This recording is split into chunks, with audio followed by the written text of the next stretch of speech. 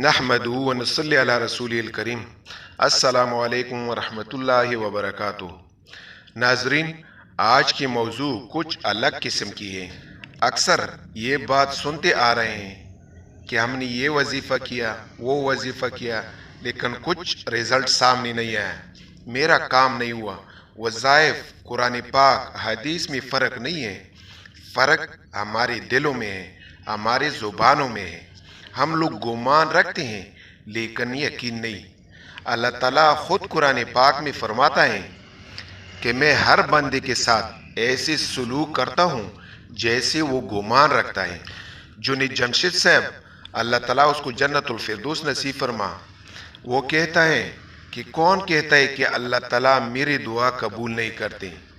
एक रात तहज्जुद के लिए उठें, खुशू ज़ूसी 2 रकात नफल पढ़कर फिर आजिज़ी सी यकीन के साथ दुआ मांगे।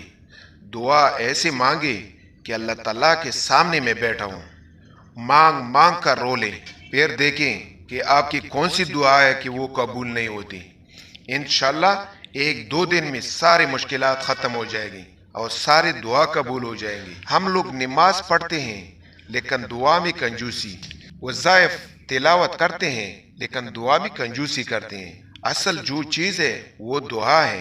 दुआ ऐसे मांगना चाहिए जैसे एक बच्चा अपनी माँ से रो रो के मना लेता है। अल्लाह ताला इस पर अमल करने का तौफीक अता फरमा।